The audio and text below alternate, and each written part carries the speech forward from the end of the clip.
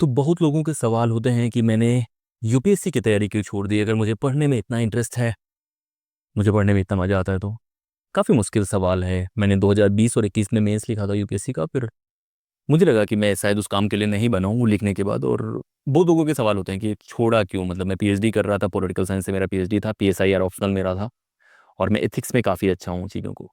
लेकिन फिर 2-3 चीज़ें हुई जिनकी वजह से मुझे लगा कि शायद मैं इस काम के लिए नहीं बना हूँ। पहला तो मेरा राइटिंग को लेके है कि मैं बहुत ज़्यादा एन्जॉय नहीं करता हूँ कि जब भी आप लिखने की कोशिश करते हैं तो मैं उतना एन्जॉय नहीं करता हूँ। जितना मैं वीडियो बनाना एन्जॉय करता हूँ, बोलना, बात करना एन्जॉय करता हूँ, शायद मैं लिखना उतना एन्जॉय नहीं करता हूँ।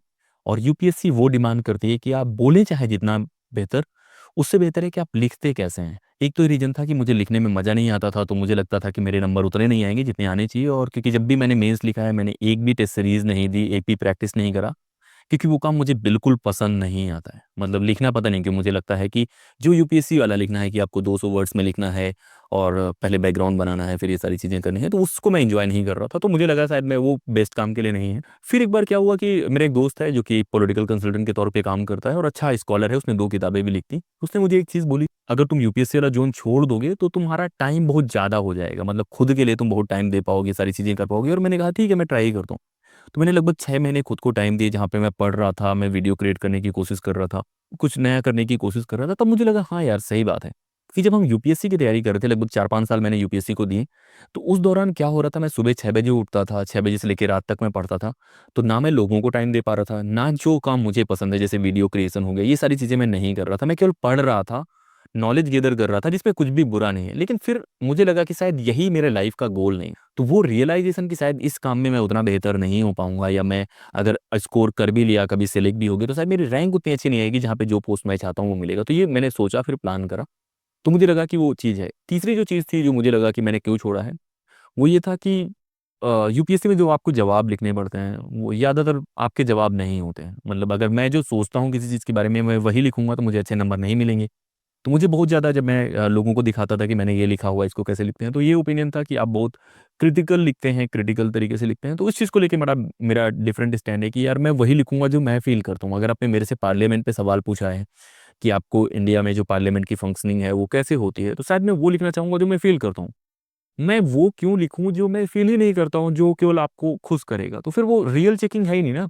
आप मेरे जवाब से मुझे चेक करना चाहते हैं ईमानदारी से कि मैं क्या सोचता हूँ। क्या मैं क्रिटिकल थिंकिंग है, क्या मैं एनालिटिकल तरीके से लिख पाता हूँ? लेकिन यूपीएससी शायद ये गलत है, यूपीएससी वो चेक ही नहीं करता। यूपीएससी का एक पैटर्न है, उनके एक जवाब हैं, उसके जवाब के कितना आप नज़दीक हैं वो चेक करता है। तो इस वज़ह से मुझे लगा कि शायद मैं उस चीज़ के लिए नहीं हूँ। जब मैं मेंस लिख रहा था तो पार्लियामेंट पे एक सवाल आया था कि पार्लियामेंट की फंक्शनिंग के ऊपर, डिक्लाइन ऑफ पार्लियामेंट के ऊपर। तो फिर मैंने लिखा उस पे कि डिक्लाइन ऑफ पार्लियामेंट को लेके, तो मैंने एक फ़नी तरीके से एक सैटिरिकल लाइन लिखी कि पार्लियामेंट की बिल्डिंग नई हो गई है, हो सकता है कि हमारे पार्लियामेंटेरियन अब ज़्यादा उनके अंदर भी नई बुद्धि आ जाए, वो करने लगे। तो जो लोग इसे पढ़ेंगे वो नंबर कट करेंगे। लेकिन मैं वही लिखना चाहता हूँ तो मैं वही लिखूँगा। तो ये था कि मैं उस द्वंद में था कि नहीं यार, इस काम के लिए मैं नहीं बना हूँ। मेरा ऑलरेडी पीएचडी चल रहा था जेएनयू से, बेस्ट यूनिवर्सिटी से, तो मैंने वो चांस लिया कि वो है। तो मैं बहुत लोग को बताना चाहता हूँ कि आप जो सपने 4 साल पहले देखते हैं, 5 साल बाद देखते हैं, ज़रूरी नहीं कि आपके सपने आपको कैद कर दें। जैसे जब मैं 12th में था, तो मैं एनडीए में जाना चाहता था, मेरा सपना था और मेरा पहला प्यार था, सारी चीज़ें मैं करना चाह रहा था। मैं एनडीए के लिए मेहनत करता हूँ, मैं सेलेक्ट होता हूँ, रिकमेंड हो जाता हूँ, मेरी 114 रैंक भी आ जाती है। फिर मुझे पता चलता है कि मैं कलर ब्लाइंड हूँ, मतलब उसमें मेरा कोई लेना-देना नहीं। फिर मैं वहाँ से बाहर हो जाता हूँ, फिर मैं हिंदू कॉलेज जाता हूँ, वहाँ से पढ़ाई करता हूँ, डिबेट करता हूँ, बहुत सारी बातें मैं सीखता हूँ। तब मेरा सपना था कि मैं यूपीएससी करूँगा, सारी चीज़ें करूँगा। लेकिन 4 साल बाद, 5 साल बाद वो सब करने के बाद लगा कि यार मेरा सपना तो कुछ और है। शायद मैं एक अच्छा स्पीकर बनना चाहता हूँ, एक बोलने वाला, एक मोटिवेशनल स्पीकर बनना चाहता हूँ। मैं यूट्यूब चलाना चाहता हूँ, जहाँ पे मुझे खुद के पास, मेरे पास बहुत टाइम हो, जहाँ पे मैं देख पाऊँ कि लाइफ़ कैसी है, या मैं और भी तेज़ देखना चाहता हूँ, और भी लोगों से बातें करना चाहता हूँ। तो वो चीज़ें मुझे लगा, और सपने मतलब बदल सकते हैं। ये जो शर्ट मैंने पहनी है, मैंने 1.5 साल पहले खरीदी है, और लगभग 5 साल पहले शायद इस तरह की शर्ट मुझे अच्छी नहीं लगती। जो मैं खाना आज पसंद करता हूँ, मैं कुछ नए तरीके के खाना पसंद करता हूँ, ब्लैक कॉफ़ी हो गया, वो शायद 5 साल पहले मैं पसंद नहीं करता। तो 5 साल पहले हम जिस तरह के कपड़े पसंद करते थे, जिस तरह के लोग पसंद करते थे, जिस तरह की हमारी थिंकिंग थी, वो बदल सकती है आज। तो हमारे सपने भी बदल सकते हैं, और आपको इतना प्रैक्टिकल रहना चाहिए लाइफ़ में। अगर आप मैं यूपीएससी कोचिंग में पढ़ा भी रहा था, जब मेरे अटेम्प्ट हो गए थे, मेरा यहाँ से जेआरएफ खत्म हो गया, तो यूपीएससी कोचिंग में पढ़ाया भी है। मैंने मेंस की कॉपीज़ भी बहुत ज़्यादा इवैल्यूएट की है, कंटेंट रिव्यू भी करा है, सारी चीज़ें करी हैं। तो मुझे कुछ चीज़ें रियलाइज़ हुई कि आपको अपने हिसाब से चीज़ें प्लान करो। आपका गोल क्या है? आपसे बेहतर कोई नहीं जानता कि आपके सपने क्या हैं, आपसे बेहतर कोई नहीं जानता कि आपकी काबिलियत क्या है, आपसे बेहतर कोई नहीं जानता कि आपकी फैमिली की कंडीशन। तो आप हर चीज़ को कैलकुलेट करके सारी चीज़ें देख के प्लान करो। कोई और क्या चाहता है कि आप क्या बने, अगर आप वो बन भी गए तो आप वो नहीं बने जो आप चाहते हैं। आप सोचने की कोशिश करो कि जितने बड़े राइटर्स थे या बड़े क्रांतिकारियों के नाम लेते हैं, सुभाष चंद्र बोस जी का नाम ले लेते हैं, भगत सिंह जी का नाम ले लेते हैं, क्या वो बने थे जो उनके पापा चाहते थे, या वो बने थे जो उनकी माँ चाहती थी? नहीं, वो बने थे जो वो चाहते थे। क्या महात्मा गांधी जी वो थे जो उनके पिताजी चाहते थे? कि एक इंसान है, लॉ की तैयारी करते हैं, लंदन से लॉ करके आते हैं और फिर प्रोटेस्ट करने में लग जाते हैं। तो आपकी लाइफ की जर्नी जो है आप खुद डिफाइन करो, मेहनत करने से नहीं है। मतलब मैं अभी भी मैं दिन के 14 घंटे काम कर सकता हूँ। मैं यूपीएससी की तैयारी नहीं कर रहा हूँ, तब भी मेरा शेड्यूल नहीं बदला है। मैं 6 बजे ही उठता हूँ, रात में उसी तरह से सोता हूँ। अभी तो मुझे मज़ा आता है कि मुझे लगता ही नहीं कि मैं काम कर रहा हूँ। मैं दिन में 4 वीडियो क्रिएट करता हूँ। मेरे पास बहुत लोग आते हैं कि इतने वीडियो कैसे क्रिएट कर सकते हो? मैं इस काम को प्यार करता हूँ। पैसा नहीं है इस काम में, अभी तो नहीं है। मतलब लगभग 1 साल पहले मैंने लगभग लाख रुपए की जॉब छोड़ी जब मैं यूपीएससी कोचिंग में पढ़ाता था। लगभग लाख रुपए मुझे मिलते थे।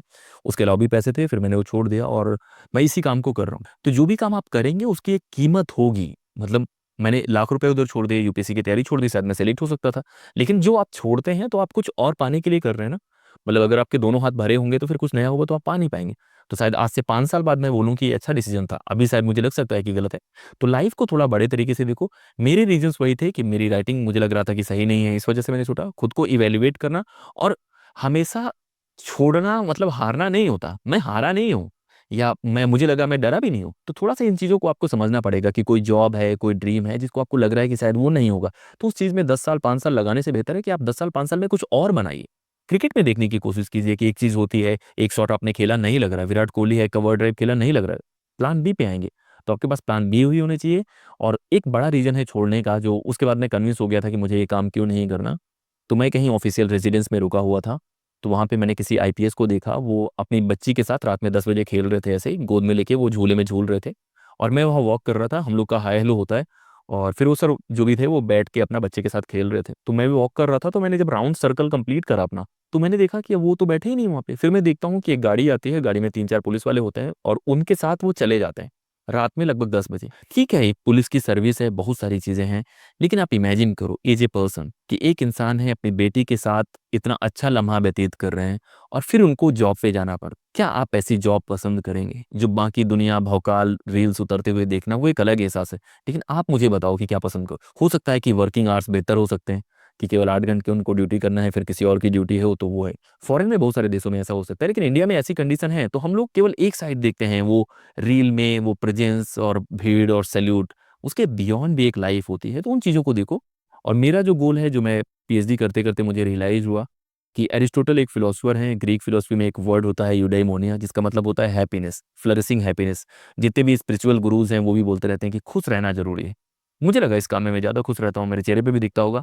तो ये रीज़न है मेरे यूपीएससी छोड़ने के। अगर आपके पास भी है, आपको लगता है कि आप अच्छा लिखते नहीं हैं, आप प्रैक्टिस करके भी अच्छा नहीं लिख पाएँगे, तो कोई अलग रास्ता देख सकते हैं। बहुत सारे रास्ते हैं, ज़िद्दी होके तैयारी मत करो, एनालिटिकल रहो, क्रिटिकल रहो और फिर तैयारी करो। बहुत लोग चाहेंगे, खासतौर में कोचिंग मार्केट में, कि आप इस दलदल में फँसे रहें, आप तैयारी करते रहें, क्योंकि उनका बिज़नेस चलता रहेगा। आप सोचने की कोशिश करो कि एक डीजे वाला क्यों चाहेगा कि शादी में गाने ना बजें? या एक कोचिंग वाला क्यों चाहेगा कि कोचिंग वाले बच्चे आते ना रहें या हर इंसान कोचिंग की तैयारी ना करे? उसके लिए तो आप कस्टमर हो। लेकिन क्या आप में काबिलियत है? आप 6 महीने टाइम दो, साल भर टाइम दो, लेकिन इवैल्यूएट करो रेशनल तरीके से कि क्या आपकी काबिलियत है ऑप्शनल में वो लायक, एथिक्स में वो लायक है, जीएस में वो है।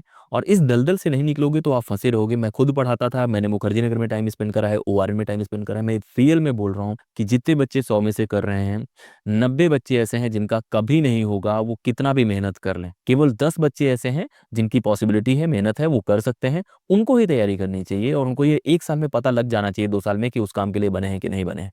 तो मुझे एहसास है कि शायद मैं इस काम के लिए नहीं बना हूँ।